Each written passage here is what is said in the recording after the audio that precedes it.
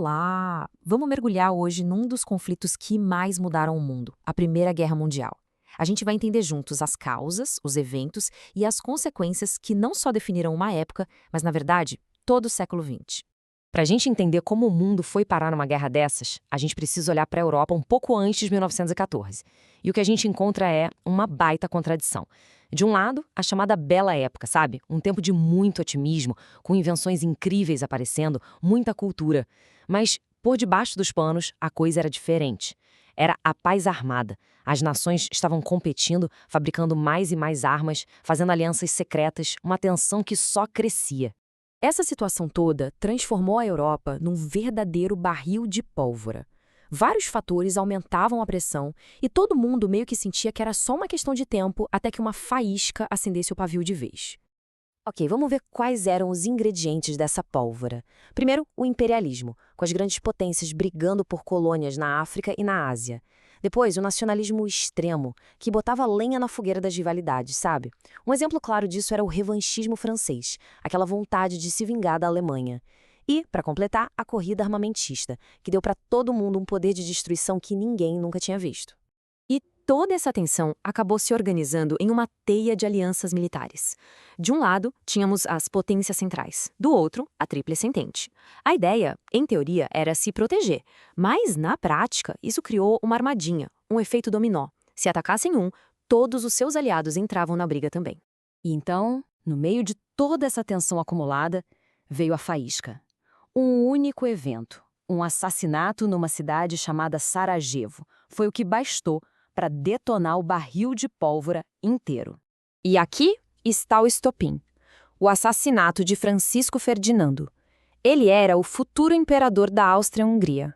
A morte dele, por um nacionalista sérvio, foi a desculpa perfeita que a Áustria-Hungria queria para agir contra a Sérvia, e isso ativou todo aquele sistema de alianças que a gente acabou de ver. O resultado foi um efeito dominó assustador.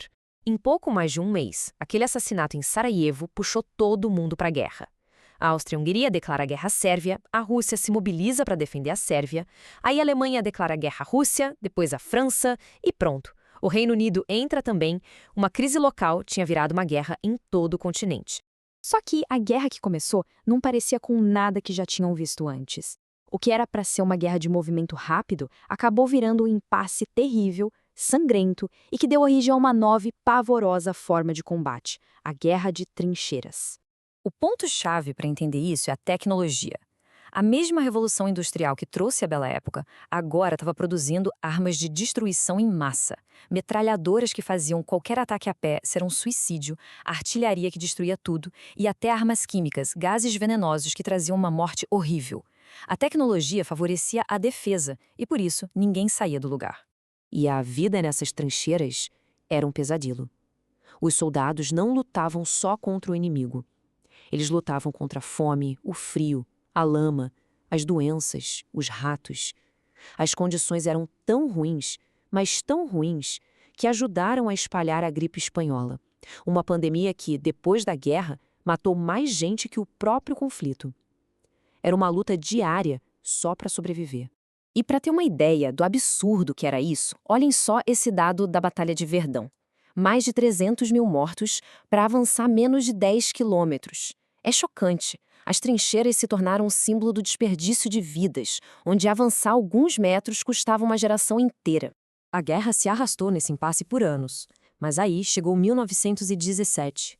E dois eventos gigantescos nesse ano mudaram completamente o rumo do conflito e o equilíbrio de poder no mundo. A balança do poder virou. E virou com tudo. De um lado, a Rússia, que estava no meio de uma revolução socialista, saiu da guerra. Isso deu um alívio para a Alemanha. Mas, ao mesmo tempo, os Estados Unidos entraram no conflito. E eles chegaram com um poder industrial gigantesco e um exército novinho e folha do lado da Entente. Essa troca, basicamente, selou o destino das potências centrais. E foi nesse mesmo ano de 1917 que o Brasil entrou na história. Depois que submarinos alemães afundaram navios mercantes brasileiros, o país declarou guerra. A participação não foi grande. Enviamos uma equipe médica e uma pequena frota naval, mas foi importante. Marcou a posição do Brasil no cenário mundial e, aqui dentro, até ajudou a impulsionar nossa indústria. Com a balança pendendo para Entente, a guerra finalmente acabou, em 1918. Mas a paz que veio depois, bom, ela foi longe de ser simples. E as consequências dela moldaram todo o resto do século. A esperança inicial de uma paz justa veio do presidente dos Estados Unidos, Woodrow Wilson, com os seus famosos 14 pontos. Era uma visão bem idealista, sabe? Ele propunha criar uma Liga das Nações para evitar novas guerras e resolver as coisas de forma justa. Era uma tentativa de criar uma paz sem vencedores. Uma das maiores consequências da guerra foi, sem dúvida, o fim de impérios gigantescos. O mapa da Europa foi completamente redesenhado. O Império Alemão, o Austro-Húngaro, o Russo e o Otomano simplesmente deixaram de existir. E no lugar deles, nasceram novos países. E, claro, novas tensões. Só que aquela visão idealista do Wilson não foi a que venceu.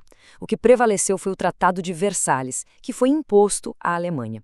Ele foi extremamente punitivo. A Alemanha perdeu territórios, seu exército foi drasticamente limitado e ainda teve que pagar indenizações de guerra pesadíssimas. Para os alemães, aquilo não foi um tratado de paz, foi uma humilhação. O saldo final da guerra foi devastador. Cerca de 20 milhões de mortos. Impérios que sumiram do mapa. Economias arrasadas. Uma nova superpotência surgindo, os Estados Unidos. E um ponto crucial: a instabilidade e o medo que vieram com a guerra abriram as portas para regimes autoritários em toda a Europa. E é aqui que a gente vê a parte mais trágica dessa história. A paz mal resolvida da Primeira Guerra Mundial plantou as sementes da Segunda. Aquele sentimento de injustiça e humilhação criado pelo Tratado de Versalhes na Alemanha foi o combustível perfeito para o nacionalismo radical e para a ascensão de Adolf Hitler ao poder. Isso nos deixa com uma pergunta para pensar. Será que a Primeira Guerra Mundial realmente acabou em 1918? Ou o Tratado de Versalhes foi só uma pausa, uma trégua de 21 anos antes do segundo round de uma grande guerra que marcou o século XX? Fica aí a reflexão.